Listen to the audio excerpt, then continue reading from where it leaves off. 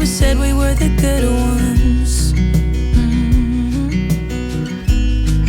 Like an 18-minute thriller movie. But let's get this level. On my last video, someone commented and it made us laugh. They asked about these jeans. They said, are they butter on? There's some funny people out there, honestly there is. Right, so in 1987, the Ford Sierra Cosworth came out. I think they only made them for like 2 years, 1987 and 1988. Like the 3-door shape. And in 1987, or 1988, one or two, someone bought a Moonstone 3-door Cosworth with my reg plate on, D636 RVR. And in 2001, they crashed it. Not the same person who bought it. Could have been, I imagine it was someone different. Now, the thing about this story, my car was obviously originally blue, as you'll have seen from the photos. It made the papers. Now, the headline was, 2 seconds, I'll get it up. Ejector seat, man tells of lucky escape. Now, this story is off the 3rd of March 2001. I'll read a bit out, right? I'll read like the highlight bits out. I'm not going to give you the link to it because it's got people's names in and it's not really fair. Do you know what I mean? But I've spoken to the lad who was an ejector seat man. I've messaged him on Facebook. It starts off, ejector seat, man tells of lucky escape. A passenger thrown through the sunroof of an out-of-control car had unfastened his seatbelts seconds before it hit a lamppost. And today, the passenger, we'll just call Pete the passenger said his actions saved his life. Carries on, Mr. Passenger of somewhere in England was in a Ford Sierra which skidded out and was heading towards a lamppost when he decided to take evasive action. He crashed through the car's glass sunroof, flew through the air and smashed his head on the road. Now, just think of this for a second, right? You're in a car, he's since told us it was doing about 100 miles an hour. So you're in a car, your mate's driving like a wally, he loses control, you see a lamppost come towards you, and the first thing you think was, I'm going to tap your seatbelt off here. So you take your seatbelt off, you're doing 100 miles an hour, heading towards the lamppost, you take your seatbelt off. Next thing you know, you feel a bump on the top of the head, you've gone through the sunroof, right? And you've landed on the road. Now, before I go any further, to give you an idea of the size of the sunroof on a Sierra, this is a frame of my sunroof. It's rusty, so I've just replaced it. But this is what the fella's gone through, right? So this is above him. Imagine going through this at 100 miles an hour. It's a bit rusty, that one. Anyway, we'll carry on, right? But miraculously, he escaped with minor head injuries while the lamppost the lamppost speared through the car and came to rest on the passenger side. Today, Mr. Passenger said his life flashed before his eyes. People stopped to see if he was alright. That's kind of yours, thank you. This accident happened on a Wednesday at 10:30 at night. The car was driven by a salesman. The car then flipped on its roof and came to rest in the central reservation. So that was the demise of the original of the car, like originally when it was blue. After it was crashed, there was a lad called Jan Churchill. He owned like a rally school. He bought what was like the wreckage of the car and the books and everything. And he reshelled the car. But obviously he didn't paint it back to original blue. He painted it white. Now some people out there might be thinking, oh, I wouldn't want a reshelled car.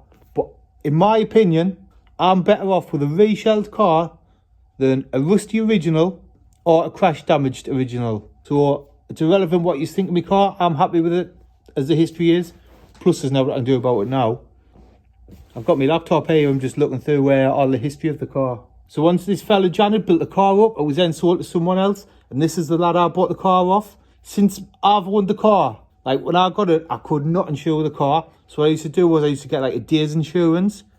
Or I would get it insured through my dad. Just basically anywhere I get out in the car I had to do. I couldn't use it every day, I couldn't afford to. I couldn't insure it like every day. And when I got the car, I had like this horrible Jap style exhaust on the back. It was like, honestly, it was like the size of a bucket or something. It was hideous. It had standard wheels, but the standard wheels were kind of knackered and oxidised. So I had them properly done, the wheels, and I fitted some leader coilovers. That was my first things I done with the car. Since then, I put the split rims on. What's on now? They're from Image, the Image split rims. Also, it came with a black leather interior in. And if you own like a 3-door Cosworth, I think you need the original seats in. I mean, obviously the original interior will have been knackered in the crash. Like the seats will have been buckled, and the back seats, you've seen the pictures, do you know what I mean? There's not much going to survive that. So that's what I've done. I managed to get hold of an original interior, and that's what's in now. I still need a parcel shelf. There's one on eBay and it's like 750 quid. I'm not paying that, like. So once the original interior's in, I've done it on my drive.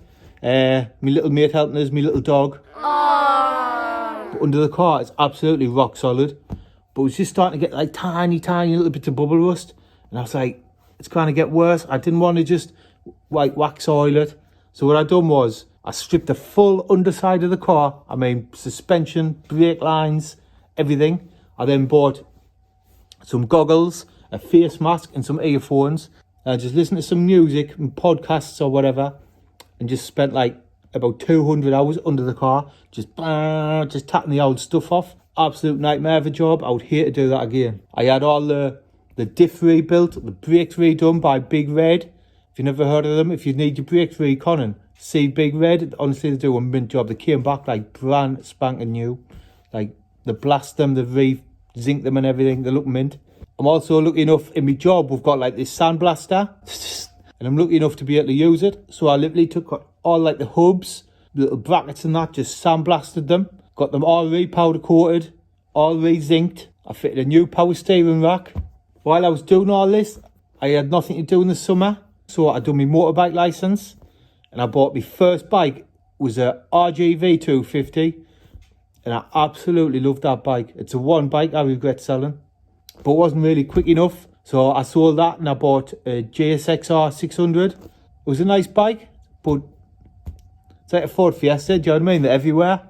But it didn't last long. Amy fell pregnant, so the bikes went the journey. And I thought, I've got to get the car finished. So I just cracked on, bought new braided brake lines. Everything was just brand new on the car, absolutely everything. Then got everything powder coated. I painted it all up underneath.